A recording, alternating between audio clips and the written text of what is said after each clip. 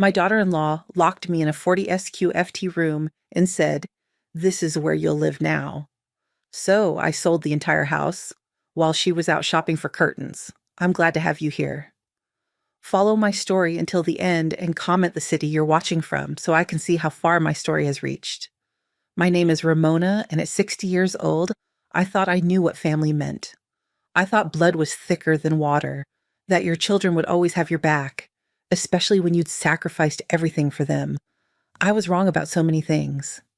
It started 3 months after Harold's funeral. The house felt enormous without him, every room echoing with memories of our 42 years together. Sterling, my only son, had been calling more frequently since the service. At first, I thought it was grief bringing us closer. He'd ask about my health, whether I was eating properly, if I felt safe living alone in our old Victorian house. "Mom, Zariah and I have been talking," he said during one of his visits in late September. He sat across from me in Harold's old recliner, his hands fidgeting with his wedding ring. "We think you should come live with us." I looked up from the photo album I'd been organizing, pictures of Sterling as a child scattered across the coffee table. "That's sweet of you both, but I'm managing just fine here." "Are you, though?" Sterling leaned forward, his voice taking on that concerned tone I'd heard him use with his clients at the insurance firm. "Mrs. Patterson next door told Zariah she's worried about you. Says you've been forgetting to bring in your mail, leaving lights on all night." My chest tightened. Eleanor Patterson had always been a gossip, but hearing that she'd been reporting on me to my daughter-in-law felt like a betrayal. "I've been distracted, that's all." "It's normal after losing someone you've loved for so long." "Of course it is," Sterling said quickly. "But why struggle alone when you have family? Zariah's been talking about converting the guest room just for you. She's excited about having another woman in the house." The way he said it made something in my stomach twist. Zariah excited about anything involving me seemed unlikely. In the 8 years since Sterling married her, our relationship had been cordial at best. She was polite during holiday gatherings, remembered my birthday with generic cards, but there was always a distance, a coolness that made me feel like an outsider looking in at my own son's life. "I don't know, Sterling. This house has so many memories." "Mom." He reached over and took my hand, his touch gentle but firm. "Dad wouldn't want you struggling here alone. You know that." The mention of Harold hit its mark. I blinked back tears, remembering how my husband used to worry about what would happen to me if something happened to him. "He always said you'd take care of me," I whispered. "And I will. We will." Sterling squeezed my hand. "Zariah's already started planning how to make the space perfect for you. She wants you to feel completely at home." 2 weeks later, I found myself standing in Sterling and Zariah's driveway, watching movers carry the remnants of my life into their split-level house. I'd sold most of the furniture, Harold's recliner, our dining room set, the king-size bed where we'd spent so many peaceful nights. Only my most precious belongings made the journey. Photos, Harold's books, my mother's china, and a few pieces of clothing. Zariah emerged from the house wearing a flowing sundress and a smile that seemed almost genuine. At 35, she was stunning in that effortless way some women possessed. Long auburn hair that caught the sunlight, green eyes that sparkled when she spoke to Sterling, and a figure that hadn't changed since their wedding day. "Ramona," she called out, arms extended as if we were long-lost friends rather than in-laws who barely knew each other. "Welcome home." The embrace she pulled me into smelled like expensive perfume and felt surprisingly warm. For a moment, I wondered if I'd misjudged her all these years. "Thank you for opening your home to me," I said when she released me. "I know having a mother-in-law move in can't be easy." "Nonsense," Zariah waved her hand dismissively. "I've always wanted a mother figure around. My own mother passed when I was 23, you know. Cancer." I'd forgotten that detail about Zariah's past. The wave of sympathy that washed over me made me feel guilty for all the times I'd questioned her motives or felt excluded from their lives. "The movers are almost finished," Sterling said, appearing beside us with a clipboard. "Should we show Mom her new room?" "Oh, yes." Zariah clapped her hands together like an excited child. "I've been working on it for weeks. I really hope you'll love what I've done with the space." We walked through the house, past the spacious living room with its vaulted ceilings and enormous windows, through the modern kitchen with granite countertops and stainless steel appliances. Everything was perfectly coordinated in shades of cream and sage green, like something from a home decorating magazine. "The guest bathroom is right here," Zariah said, gesturing to a door off the main hallway. "You'll have complete privacy." "And here's your room," Sterling announced, stopping at the end of the hallway. Zariah opened the door with a flourish, stepping aside so I could enter first. "Ta-da!" I stepped through the doorway and stopped dead. The space couldn't have been more than 40 square feet. A narrow twin bed was pushed against one wall, with barely enough room to walk around it. A small dresser was wedged into the corner, and a single window looked out onto the neighbor's fence. "It's cozy," I managed to say, my voice sounding strange even to my own ears. "I wanted to make sure you felt secure," Zariah said, moving around me to smooth the bedspread. "Small spaces can be so comforting, don't you think? Like a cocoon." I stared at the room, trying to reconcile what I was seeing with what Sterling had described. This wasn't a converted guest room. This looked like a space that had been deliberately minimized, stripped down to the absolute basics. "Where will I put my clothes?" I asked, looking at the tiny dresser. "Oh, there's a closet." Zariah opened what I'd assumed was a door to the hallway. Inside was a space barely wide enough for hangers, maybe 2 feet deep. Perfect for the essentials. Sterling was looking around the room with a slight frown, as if seeing it for the first time. "It does seem a bit smaller than I expected." "It's exactly what we discussed," Zariah said quickly, moving to his side and taking his arm. "Remember, we talked about how older people feel more secure in intimate spaces. It's actually recommended by geriatric specialists." I felt something cold settle in my stomach. Had they really discussed me like I was a patient rather than a person? Like someone whose preferences and comfort didn't matter as long as their geriatric needs were met? "Of course," I said, forcing a smile. "It's very thoughtful of you both." But as I stood in that tiny room, surrounded by the few possessions I'd been able to bring from my real home, I felt something I hadn't experienced since I was a child, living under my father's strict rules. The feeling of being small, powerless, and completely at someone else's mercy. "Well," Zariah said, clapping her hands together again, "I'll let you get settled. Dinner's at 6 sharp. We keep a regular schedule in this house. I'm sure you understand the importance of routine at your age." She swept out of the room, leaving Sterling and me alone. My son looked uncomfortable, shifting his weight from foot to foot. "Mom, if you're not happy with this arrangement—" "It's fine," I interrupted, not trusting my voice to remain steady if I said more. "I'm grateful to have family who cares about me." Sterling nodded, but his eyes didn't quite meet mine. "We'll make this work, Mom. I promise." After he left, I sat on the narrow bed and looked around my new world. 40 square feet. I'd raised Sterling in a house with over 2,000 square feet, worked double shifts as a nurse to pay the mortgage, sacrificed vacations and new clothes, and so many small luxuries to make sure he never wanted for anything. And this was where that love and sacrifice had brought me. I unpacked my few belongings, hanging my dresses in the impossibly narrow closet, arranging Harold's books on top of the small dresser. When I tried to close the dresser drawers, they stuck because there wasn't enough room for them to open fully. That night at dinner, I sat at their beautiful dining table, feeling like a stranger in my own son's home. Zariah served a perfectly prepared salmon with asparagus, chattering brightly about her day, her book club, her plans to redecorate the living room. "We should probably discuss house rules," she said as she cleared the plates. "Not rules, really. Just guidelines to make sure we all live harmoniously together." "Of course," I said, though something in her tone made my shoulders tense. "Nothing complicated," Zariah continued, her voice light and reasonable. "Just things like quiet hours after 9 p.m. since Sterling has early meetings, and we'll need to coordinate bathroom times in the mornings. I have my skincare routine, you understand." I nodded, watching Sterling focus intently on his coffee cup. "Oh, and I should mention, the main living areas are really designed for entertaining. Sterling's colleagues come by quite often, and we want to maintain a certain aesthetic. But your room is so comfortable, I'm sure you'll love spending time there. The meaning was clear, even wrapped in polite words. I was to stay in my tiny room when company came over. I was to be invisible, hidden away like an embarrassing secret. This is where you'll live now, Zariah said, her green eyes meeting mine across the table. Her smile never wavered, but something in her gaze had changed. Gone was the warmth from earlier, replaced by something cold and calculating.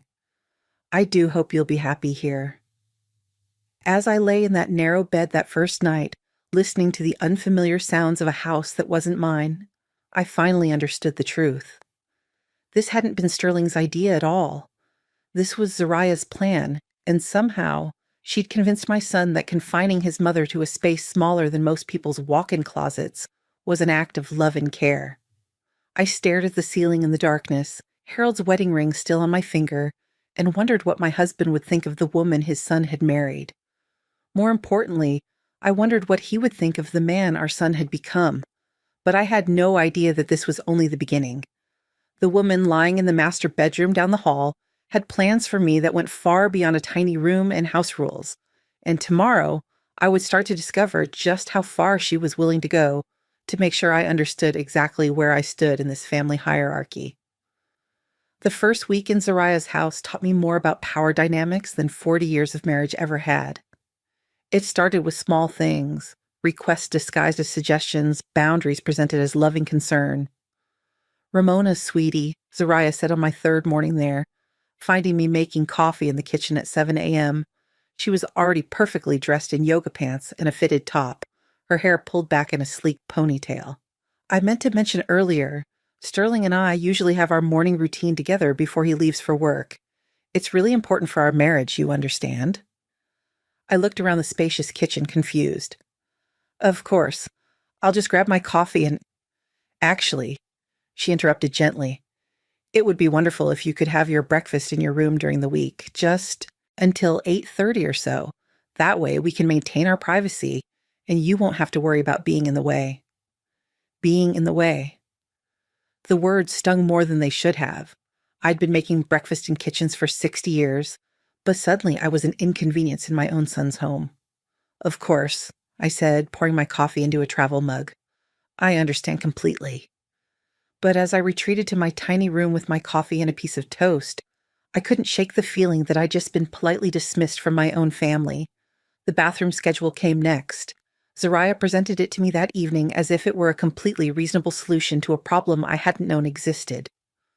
"I've made us a little chart," she said, producing a laminated schedule from her purse, "just so we can all get ready without bumping into each other." According to the chart, I had access to the bathroom from 6 to 6:30 a.m., 12 to 12:30 p.m., and 8 to 8:30 p.m. 3 30-minute windows to handle all my personal needs. "What if I need to use the bathroom outside these times?" I asked, studying the schedule. "Oh, well, there's a powder room off the laundry area," Zariah said brightly. "It's a bit small, but it has everything you need." I found the powder room later that evening. It was barely larger than an airplane bathroom, with no window and a single bare bulb for lighting. The toilet was so close to the wall that I had to sit sideways. This was where I was expected to handle my most basic human needs for most of the day. But the real revelation came when I tried to visit my grandchildren. Sterling had 2 kids from his first marriage, Emma, age 10, and Jake, age 7. They lived with their mother most of the time, but spent every other weekend with Sterling and Zariah. I've been looking forward to being able to see them more often, maybe help with homework or bake cookies together like I'd done when they were smaller. "Oh, that's so sweet that you want to spend time with them," Zariah said when I mentioned it, "but I should probably explain how we handle visits here." She led me to the living room where children's toys were noticeably absent, despite the fact that Emma and Jake would be arriving the next day. "We've worked really hard to create a calm, adult environment," she explained, settling gracefully onto the cream-colored sofa. "The children have their activities scheduled, swimming lessons, tutoring, play dates. They're really too busy to just hang around the house. But surely they have some downtime. When they do, we find it's best if they can focus on Sterling. He gets so little time with them as it is." Zariah's voice was sympathetic, but her message was clear. I'm sure you understand. You wouldn't want to interfere with their father-child bonding time. I felt something crack inside my chest. Those children were my grandchildren, and I was being told I couldn't spend time with them in case I interfered with their relationship with their father, my own son. Where do they play when they're here? I asked, looking around the pristine living room. Oh, they have a lovely playroom in the basement, very cozy and contained. That way they can be as loud as they want without disturbing the rest of the house. Contained, like me in my 40-square-foot room. Like everyone and everything in Zariah's perfectly controlled world. That weekend, I caught glimpses of Emma and Jake as they moved through the house like small ghosts, shuttled from one scheduled activity to another. When Emma tried to show me a drawing she'd made, Zariah quickly redirected her. Grandma Ramona is resting, sweetheart. Why don't you show that to Daddy when he gets back from the hardware store? I wasn't resting. I was sitting in the living room reading a book, perfectly available to admire my granddaughter's artwork. But Emma nodded obediently and disappeared back down to the basement. By the end of my second week, I'd begun to understand the true nature of my situation. I wasn't a beloved family member who'd been welcomed into my son's home.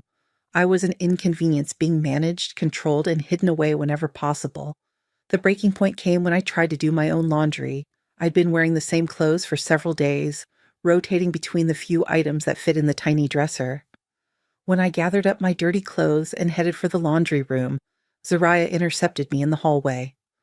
Oh, you don't need to worry about that, she said, taking the bundle from my arms. I handle all the household tasks. It's easier to keep everything on schedule that way. I've been doing my own laundry for 60 years, I said, reaching for my clothes. I think I can manage.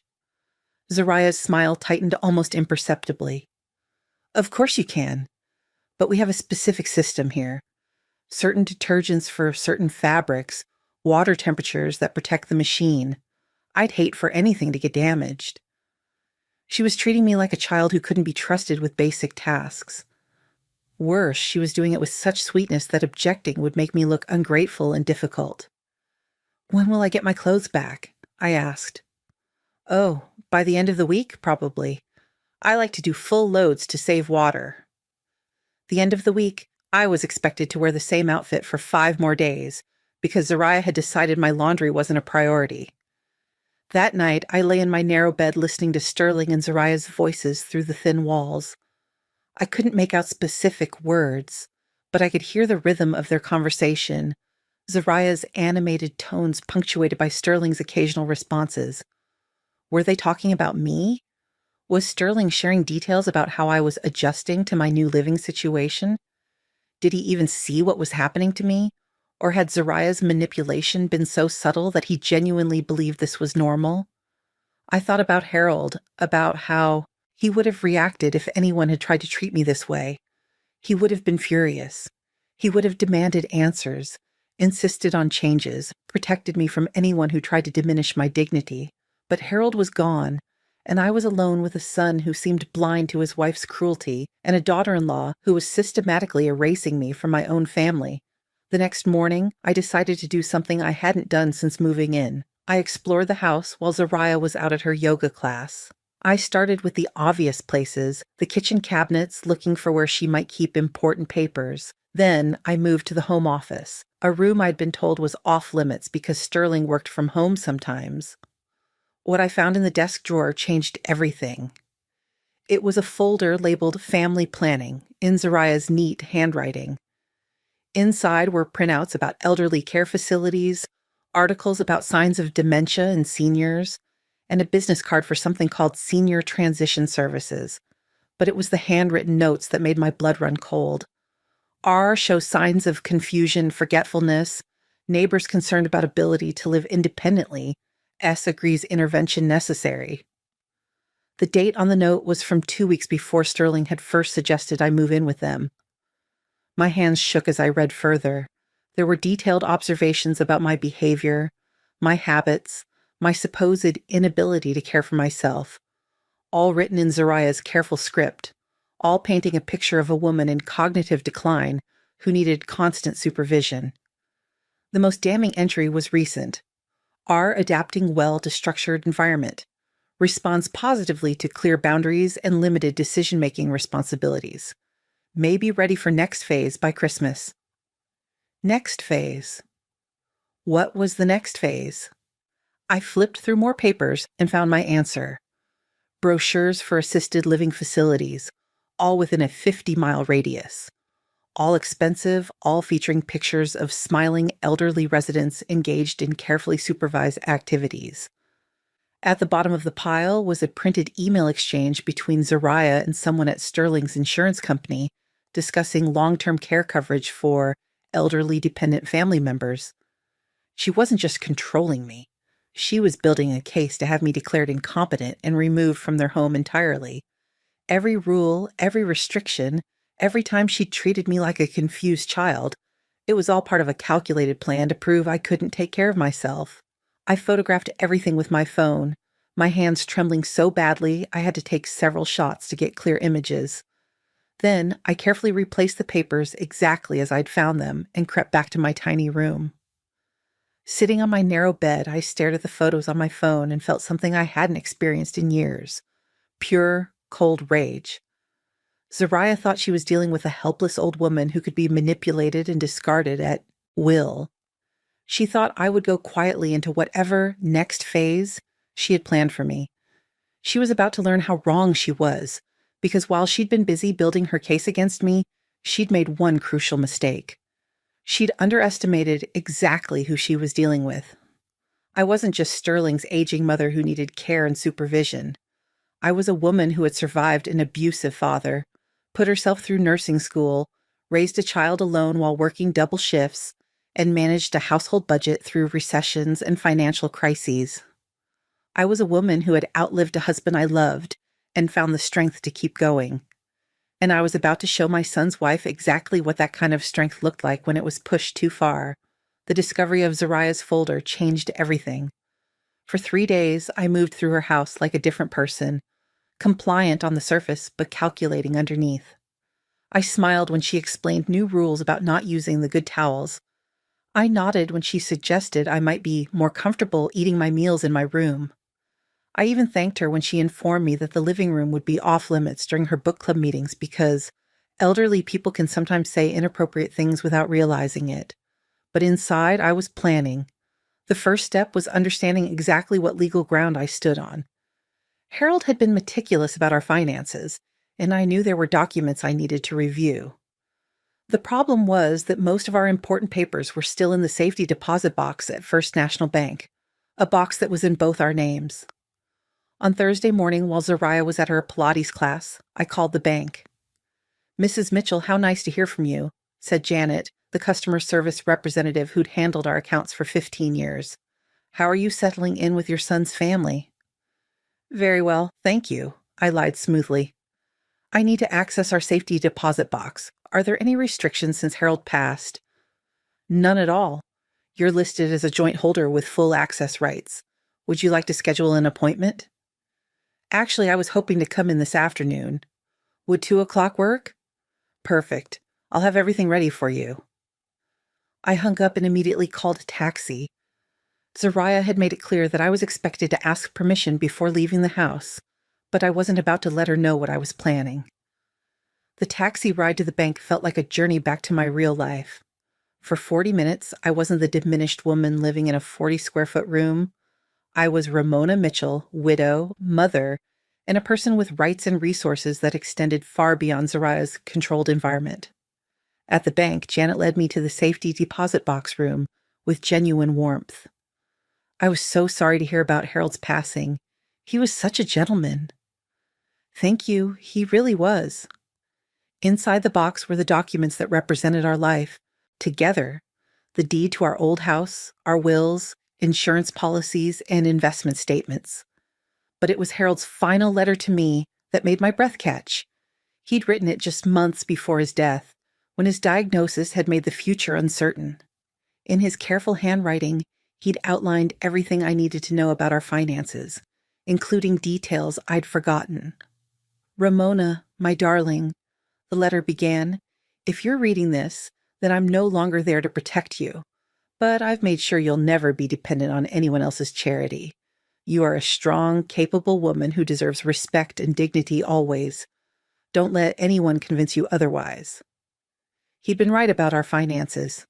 The sale of our house had netted $320,000, which I'd deposited in a savings account. But there were other assets I'd overlooked. His pension benefits, which would continue paying me $1,800 a month for life, and a life insurance policy worth $150,000 that had already been processed. More importantly, Harold had purchased long-term care insurance for both of us years earlier. The policy would cover up to $5,000 a month for in-home care or assisted living, but only if I needed it and only if I chose it. No one could force me into care against my will as long as I was mentally competent. I photographed every relevant document, then carefully returned everything to the box.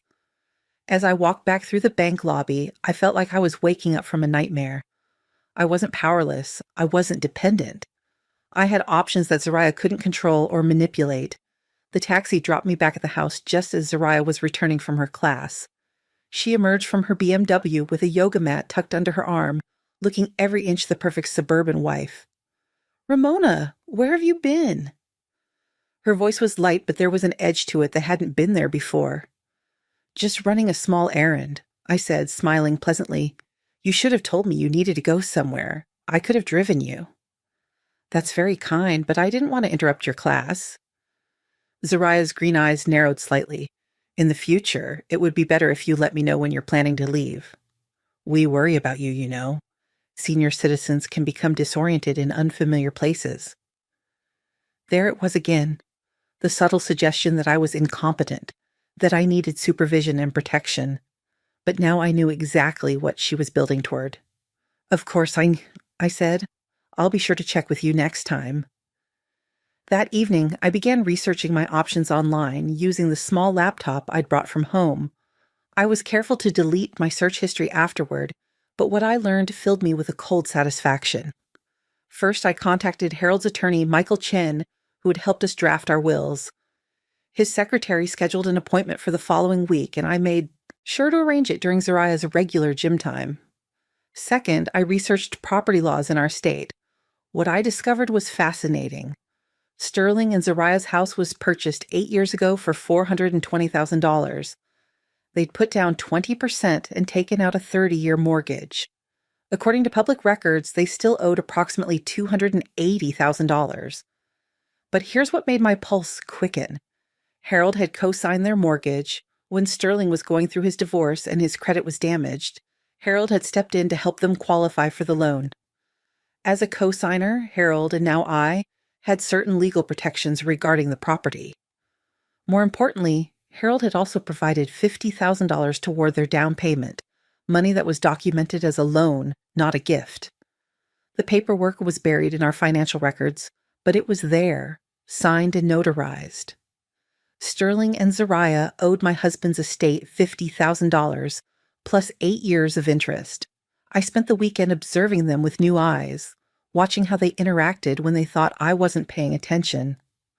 What I saw confirmed my worst suspicions. On Saturday evening, while I was supposedly napping in my room, I heard them talking in the kitchen. The walls in this house were thinner than they'd realized. "She seems more confused lately," Zariah was saying. "Yesterday she couldn't remember where she'd put her reading glasses, and this morning she asked me the same question about dinner twice." "Really?" Sterling's voice sounded concerned.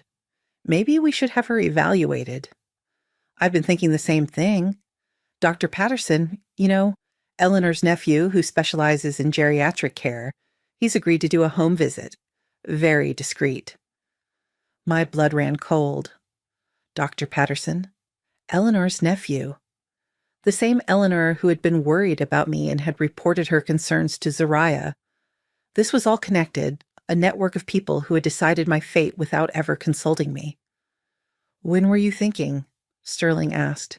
"Next week, while she's settled into the routine. He said it's better to observe patients in their living environment to get a true picture of their capabilities. And if he finds problems, then we'll know we made the right choice moving her here, and we'll be able to take the next steps with confidence."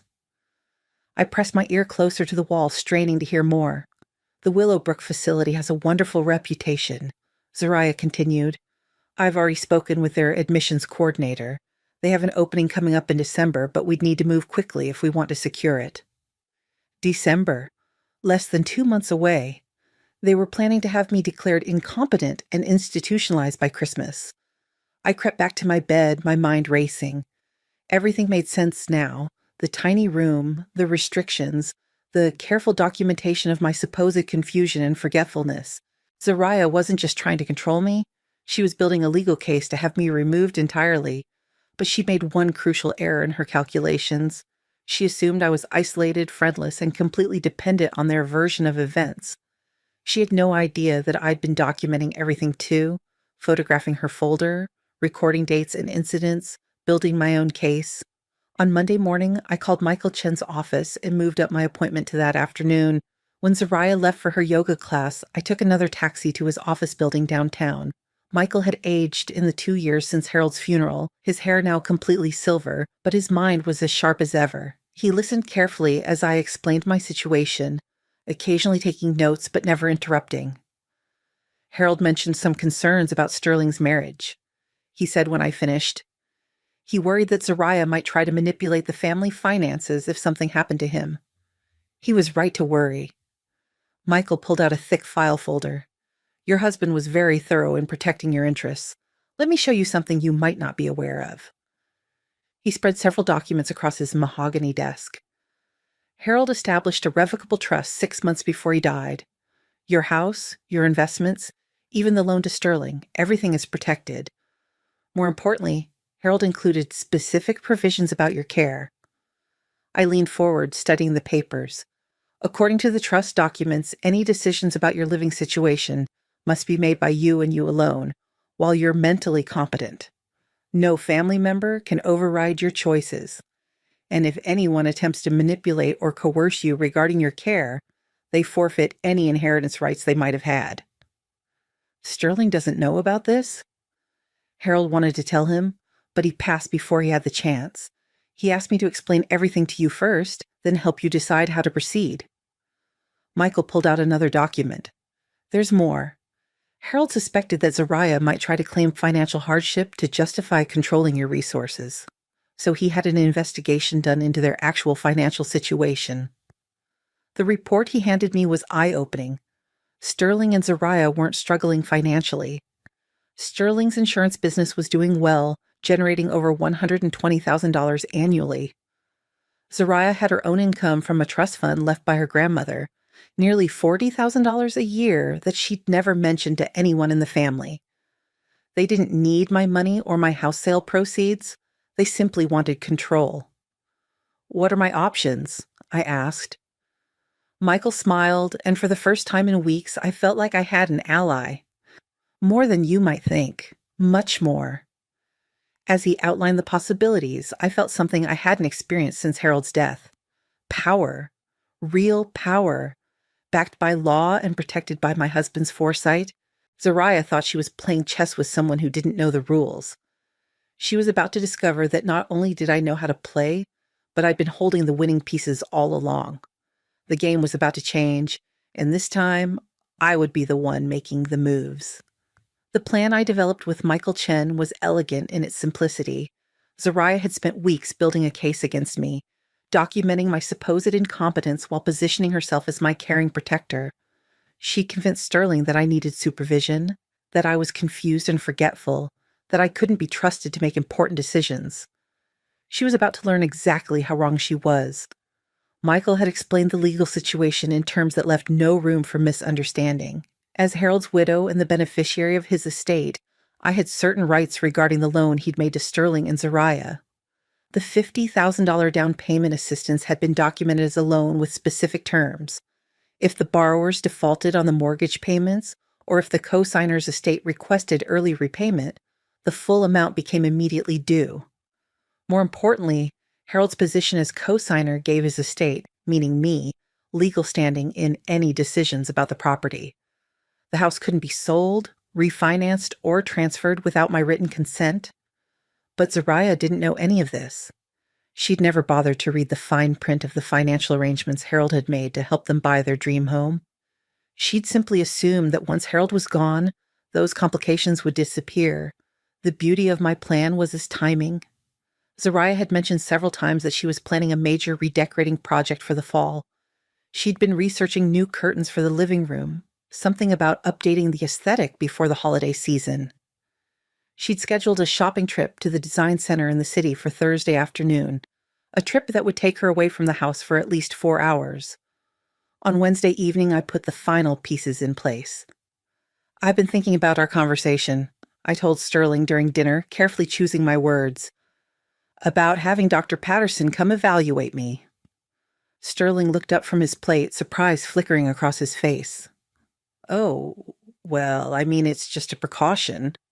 "I understand," I interrupted gently. "And I think it's wise. I have been feeling a bit scattered lately. It would be good to have a professional assessment." Zariah's fork paused halfway to her mouth. "Really? You're open to that?" "Of course. I want what's best for everyone. If I'm becoming a burden, I need to know." "You're not a burden, Mom," Sterling said quickly, but I could see the relief in his eyes. He genuinely believed this was the right choice, that he was protecting me from myself. "I was wondering," I continued, "would it be possible to schedule the appointment for Friday? I'd like to have the rest of the week to prepare myself mentally." "That's very mature of you," Zariah said, her voice warm with what sounded like genuine approval. "I'll call Dr. Patterson's office tomorrow and see what we can arrange." Perfect. By Friday, it wouldn't matter what Dr. Patterson concluded about my mental state. Thursday morning dawned clear and crisp, with the kind of autumn sunshine that made everything seem possible. I watched from my tiny window as Zariah loaded fabric samples and paint chips into her BMW, chattering excitedly about her decorating plans. "I should be back by 6, she called to Sterling as he headed to his car. "The design center has some new collections I want to see. This might take longer than I thought." "Take your time," Sterling called back. "I've got client meetings all afternoon anyway." I waited until both cars had disappeared down the street, then I made my first call. "Michael, it's Ramona. Are you ready?" "Everything's in place," he confirmed. "The buyers are standing by and the title company has all the paperwork prepared. Are you sure about this?" I've never been more sure of anything in my life. My second call was to Janet at the bank. "I need to access my safety deposit box again, and I'll need a cashier's check prepared." "Of course, Mrs. Mitchell. What amount?" $57,412. The exact amount of the loan Sterling and Zariah owed Harold's estate, plus 8 years of accrued interest at the rate specified in the original agreement. "I'll have that ready for you." The third call was to Tom Bradley, a real estate agent Harold and I had used years earlier when we'd briefly considered downsizing. Tom had stayed in touch, occasionally sending us market updates and holiday cards. "Ramona, how are you holding up?" "I'm doing well, Tom. I need a favor, and I need it handled very quietly." "What can I do for you?" "I need you to list a property for immediate sale. I have cash buyers interested, and we need to close today if possible." There was a pause. "Today? That's unusual, but not impossible if all parties are motivated. What's the property?" I gave him Sterling and Zariah's address. "Wait," Tom said slowly. "Isn't that your son's house? The one Harold co-signed for?" "It is, and as Harold's widow and the estate beneficiary, I have the legal right to call in the loan and force a sale if necessary to recover the debt." Another pause, longer this time. "Ramona, are you sure about this? This seems like something that could cause family problems." "Tom, the family problems started the day they decided to treat me like an incompetent old woman who could be manipulated and discarded. I'm just evening the playing field." "All right, then. If you're certain this is what you want to do, I'll make it happen. But I'll need documentation of your legal standing." "Michael Chen is handling the legal aspects. He'll send you everything you need within the hour." By noon, everything was in motion. Tom had 3 potential buyers lined up, investors who specialized in quick closings for properties in desirable neighborhoods. Michael had filed the necessary paperwork to exercise the estate's rights under the co-signer agreement. The title company was prepared to handle an emergency closing. At 2 o'clock, while Zariah was presumably selecting curtains for a house she was about to lose, I signed the paperwork that would change all our lives. The buyers were a young couple with excellent credit and cash for a down payment. They'd been looking for a house in this exact neighborhood for months. When Tom explained that they could close immediately if they were willing to pay full asking price, they didn't hesitate. $450,000. $28,000 more than Sterling and Zariah had paid 8 years earlier, and enough to pay off their outstanding mortgage with money left over. The beauty of the transaction was its complete legality. As co-signer on the original mortgage and creditor for the unpaid loan, Harold's estate had the right to force a sale to recover the debt. Sterling and Zariah would receive the proceeds after the mortgage and loan repayment, but they would no longer own the house. More importantly, they would no longer have any authority over me or my living situation. By 4 o'clock, it was done. The new owners had the keys, the mortgage was satisfied, and Sterling and Zariah owed me nothing. They also had no home to return to. I spent the remaining time carefully packing my belongings into the 2 suitcases I'd brought from my old life. Everything fit easily, all the possessions I'd been allowed to keep in my 40-square-foot prison. At 5:30, I called a taxi and left a letter on the kitchen counter. Sterling arrived home first at 6:15. I watched from across the street where I was waiting in the taxi as he pulled into the driveway and noticed the unfamiliar car parked there. I saw him approach the front door, try his key, and realize it didn't work anymore. The new owners, Mark and Jennifer, a lovely couple in their 30s, answered his knock with polite confusion. I couldn't hear the conversation from that distance, but I could see Sterling's growing agitation as the truth began to dawn on him. Zariah's BMW turned the corner just as Sterling was pulling out his phone, probably trying to call me. She parked behind the strange car, several shopping bags visible in her back seat, the curtains she'd bought for a house that was no longer hers. What followed was exactly what I'd expected. Shock, disbelief, and then anger as they realized what had happened. They stood in their former driveway, arguing with each other and gesturing at the house while Mark and Jennifer watched nervously from the front door. I instructed the taxi driver to pull forward then. As we approached the driveway, I rolled down my window. "Sterling!" I called out. "Zariah!" They turned toward me, their faces displaying a range of emotions I'd never seen before. Sterling looked devastated. Zariah looked furious. "Mom! What the hell is going on?" Sterling demanded, striding toward the taxi.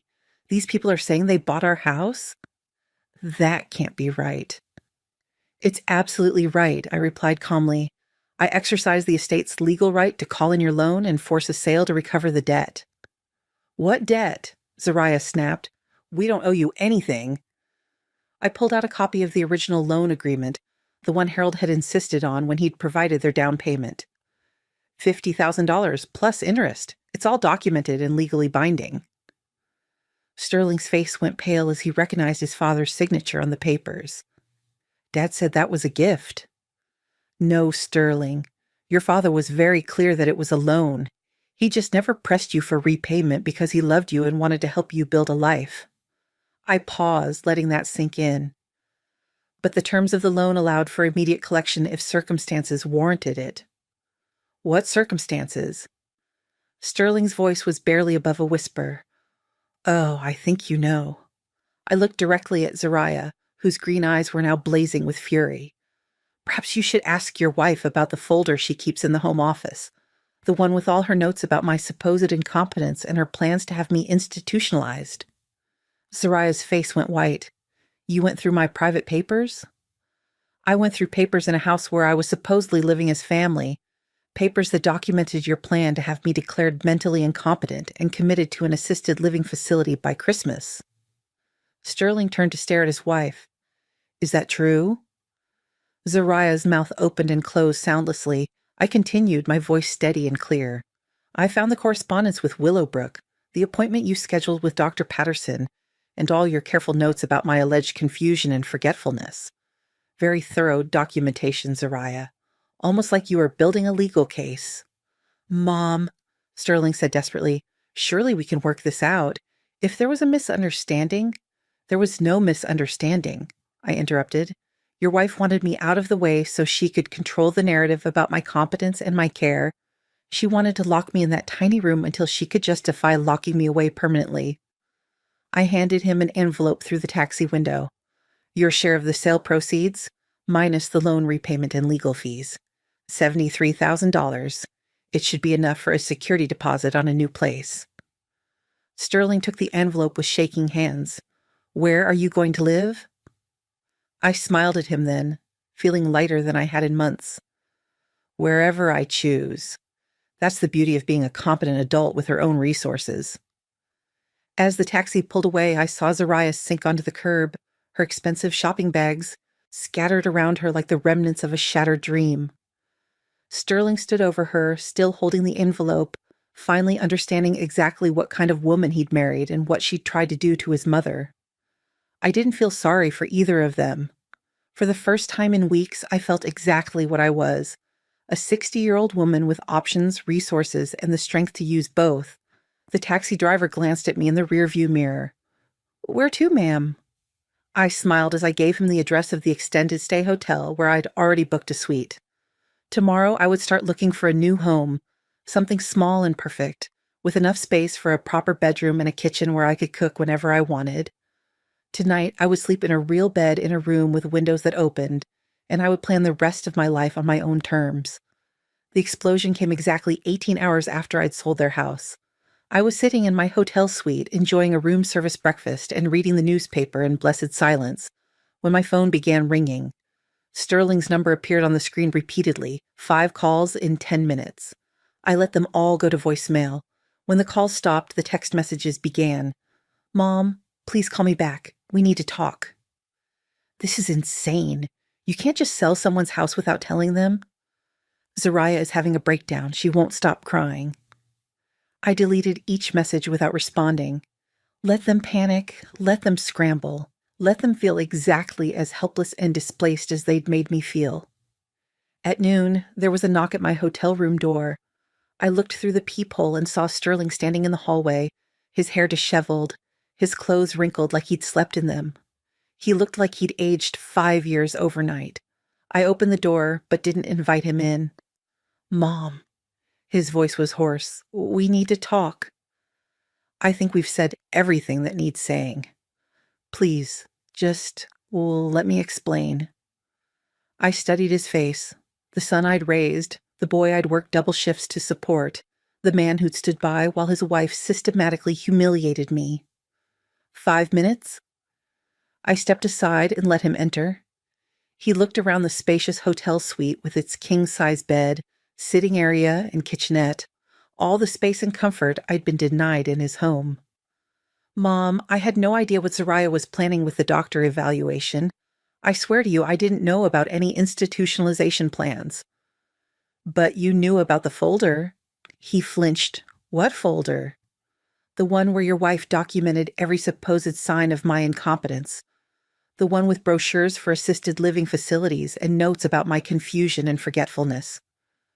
Sterling sank into one of the hotel chairs, his head in his hands. I never saw any folder. But you agreed I was becoming confused.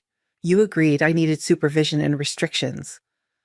She said you were having trouble adjusting, that you seemed disoriented, that you'd asked the same questions multiple times.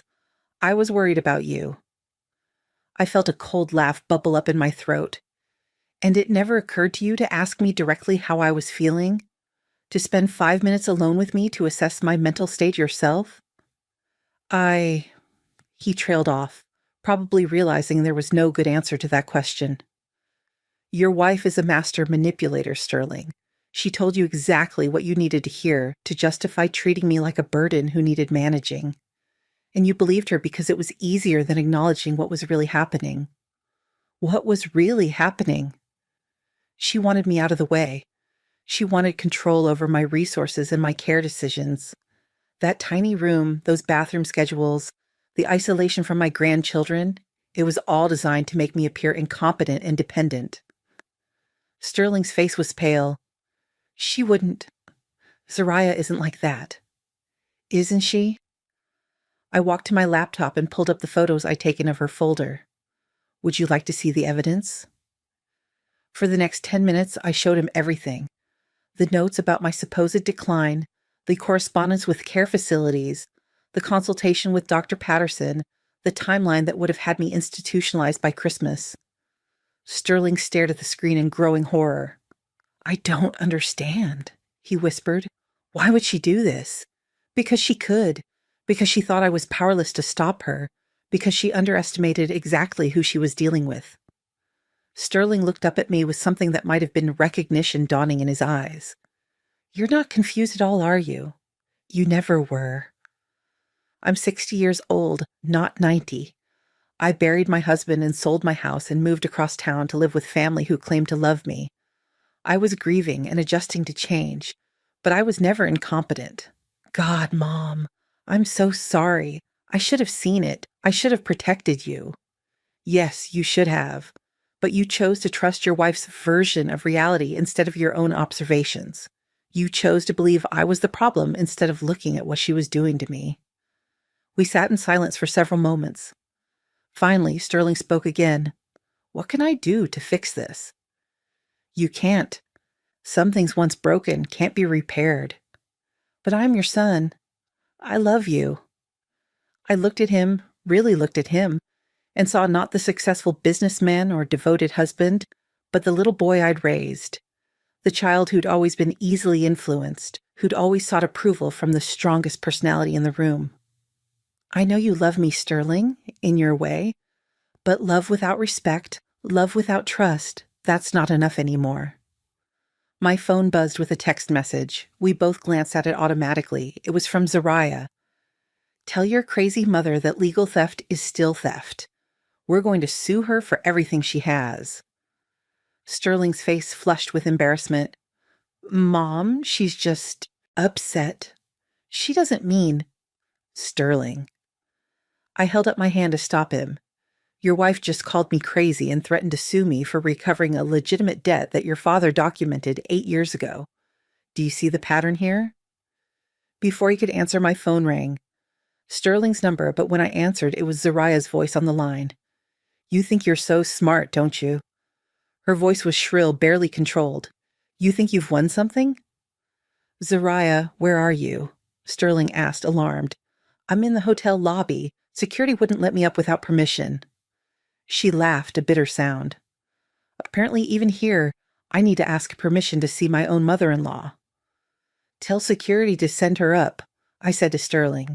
It's time we had a proper conversation. 5 minutes later, Zariah burst through my hotel room door like a hurricane. Her usually perfect hair was pulled back in a messy ponytail, her makeup was smeared, and she was wearing the same clothes from the day before. You destroyed my life, she said without preamble.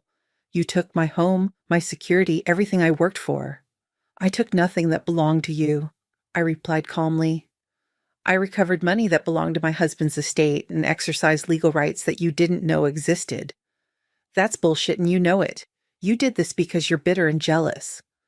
Jealous of what? Of me.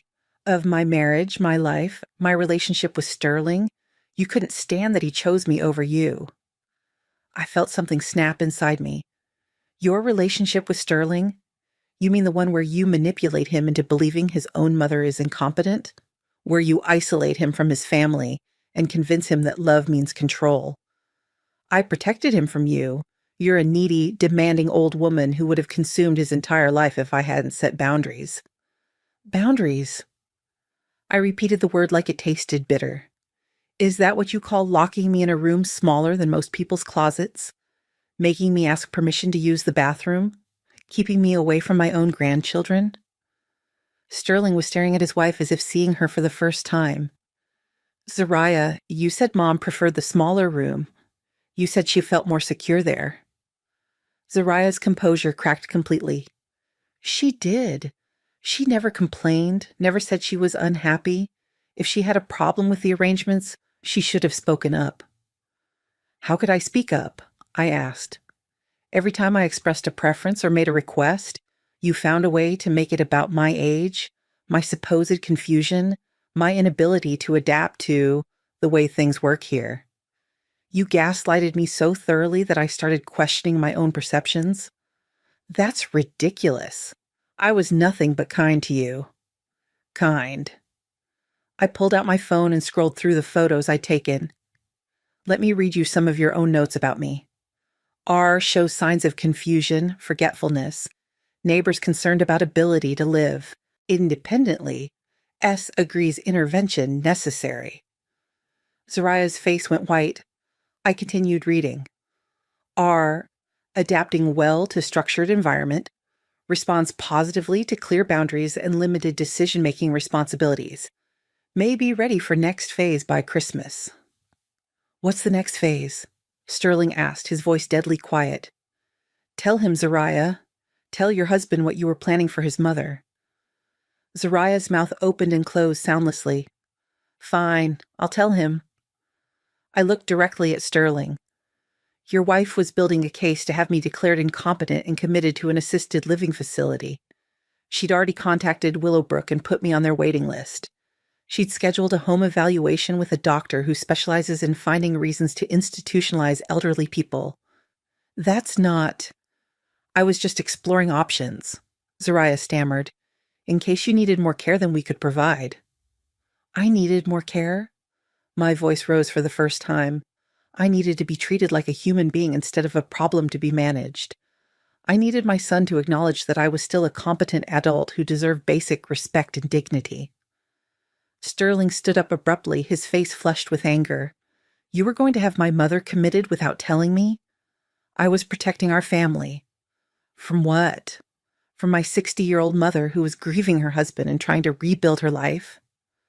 From her taking over our lives? From her becoming our responsibility for the next 20 years? Zariah's mask finally slipped completely. I didn't sign up to be a caregiver for your needy mother. I married you, not her. The silence that followed was deafening. Sterling stared at his wife as if she were a stranger. There it is, I said quietly. The truth. You saw me as a burden from the moment I moved in. Every rule, every restriction, every small cruelty, it was all designed to make me so miserable that I'd beg to be placed somewhere else. That's not true, Zariah protested weakly. Isn't it? Then explain the bathroom schedule. Explain why I couldn't eat breakfast in the kitchen or spend time with my grandchildren.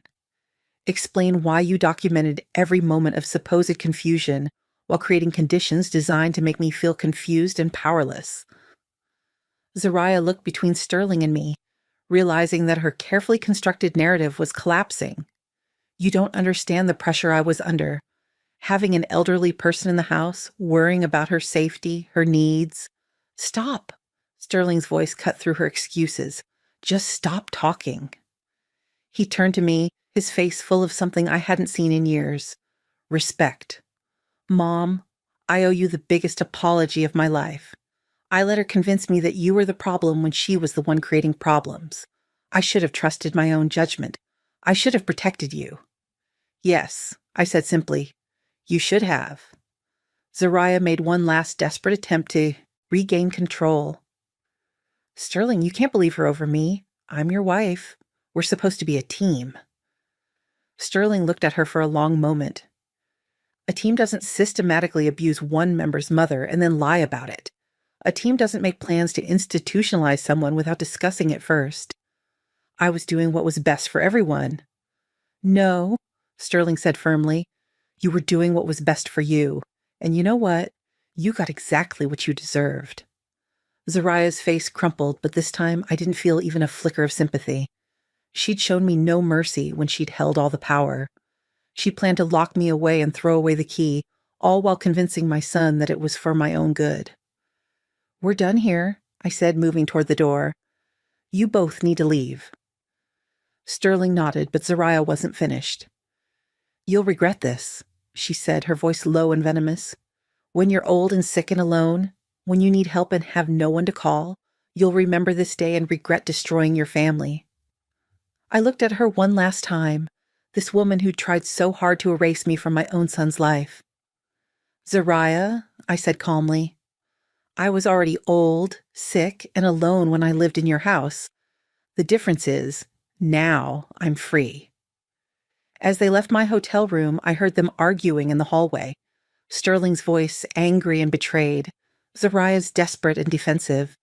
Their marriage was imploding, and while I took no joy in that destruction, I felt no guilt about it either.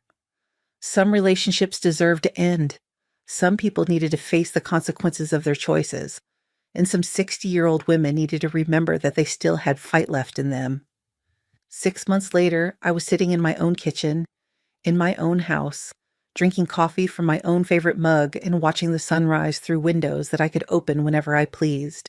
The house was a small craftsman bungalow about 20 minutes from where Sterling and Zariah used to live.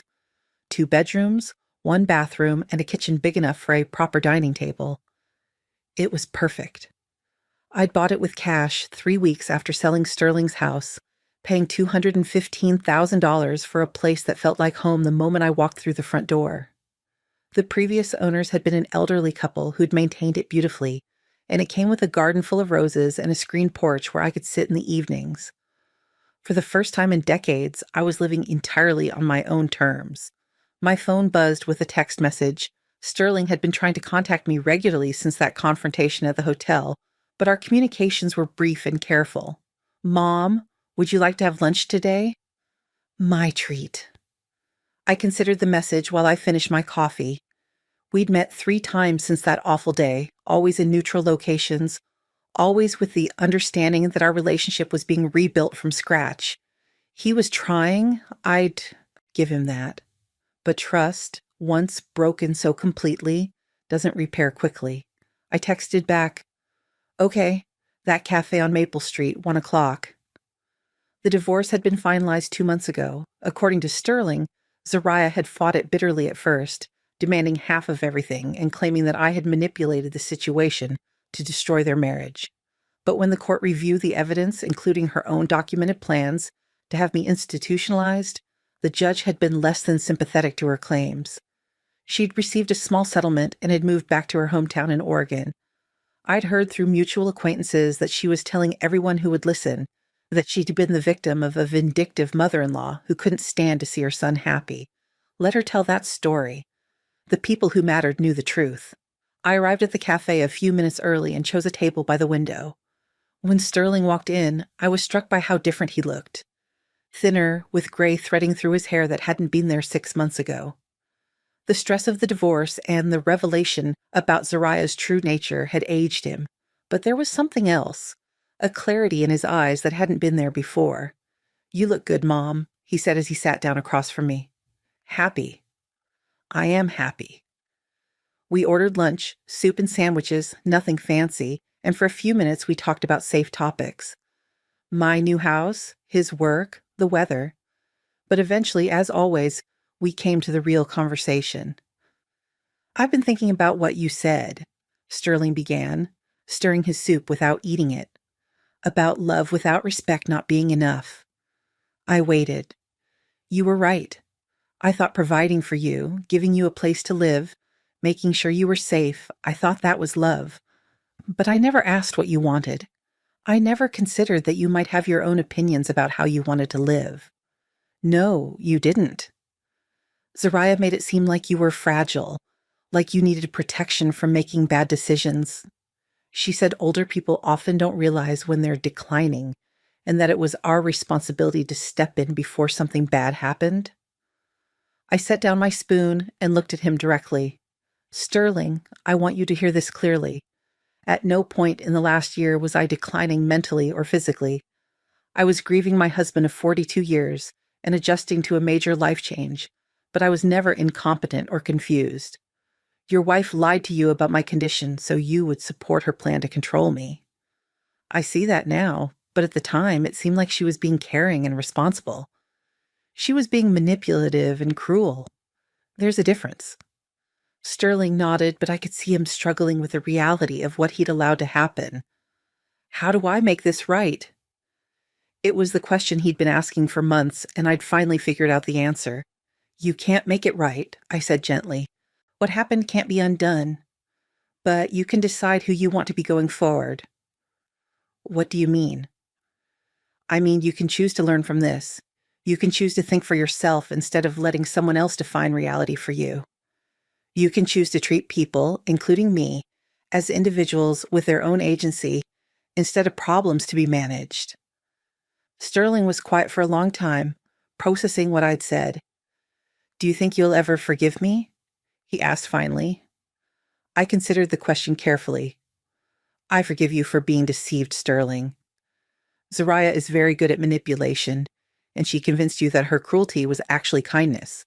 But I don't forgive you for not thinking for yourself, for not spending 5 minutes alone with me to form your own opinion about my mental state. That's fair.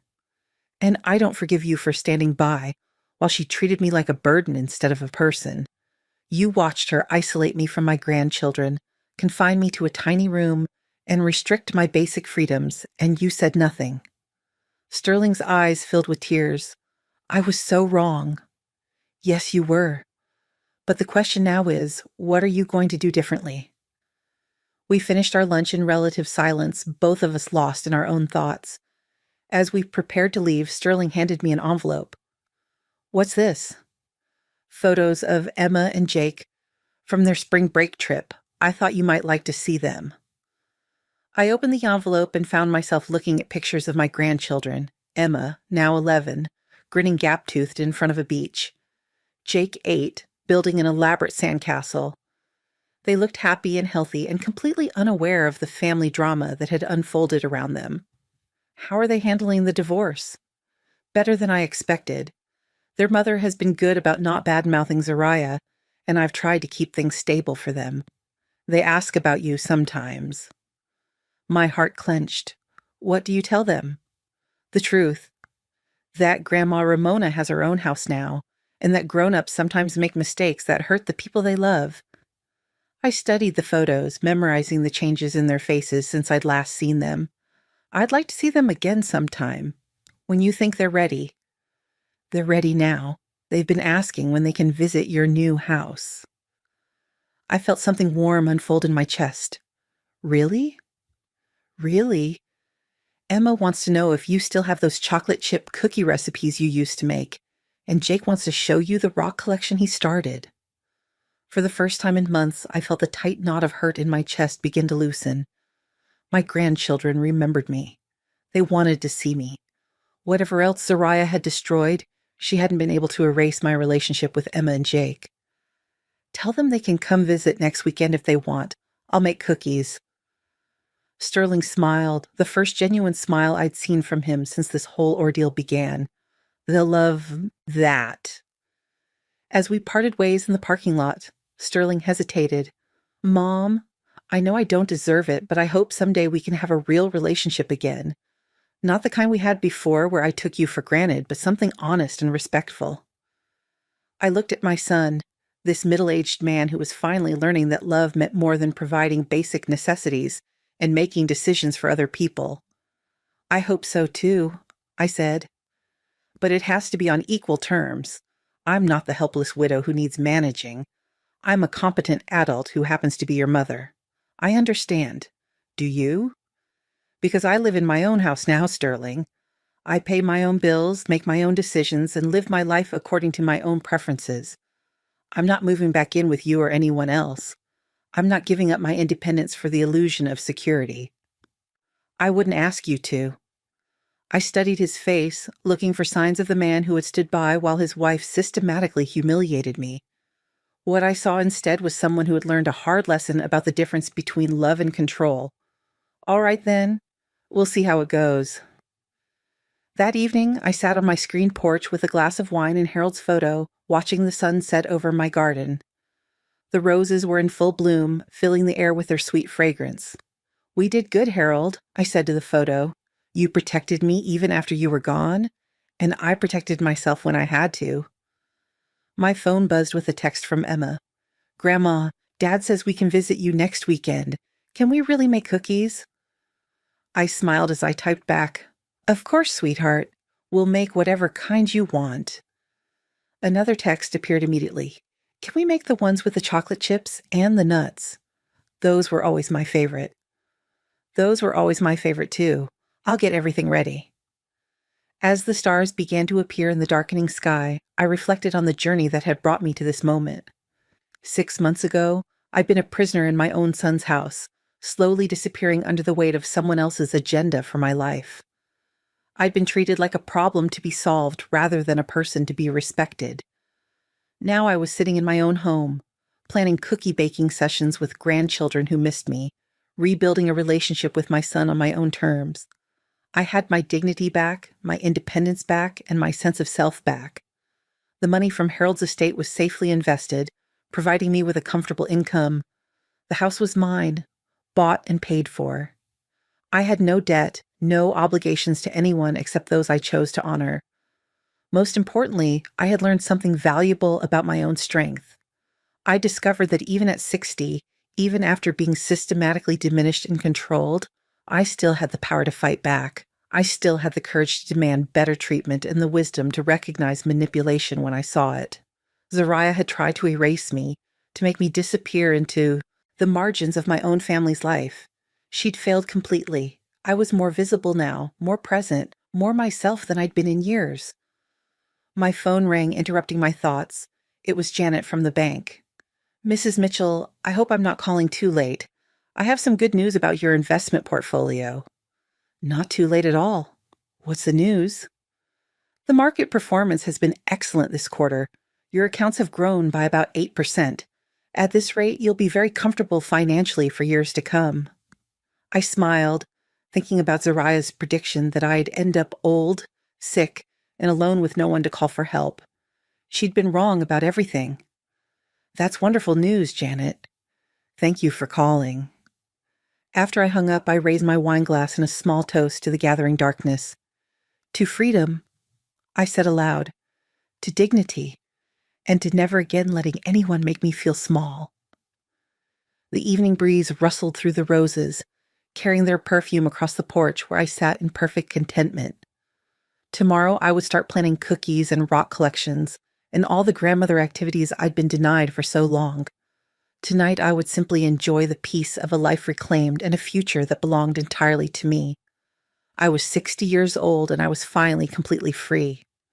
Now I'm curious about you who listened to my story. What would you do if you were in my place? Have you ever been through something similar? Comment below, and meanwhile, I'm leaving on the final screen 2 other stories that are channel favorites, and they will definitely surprise you. Thank you for watching until here.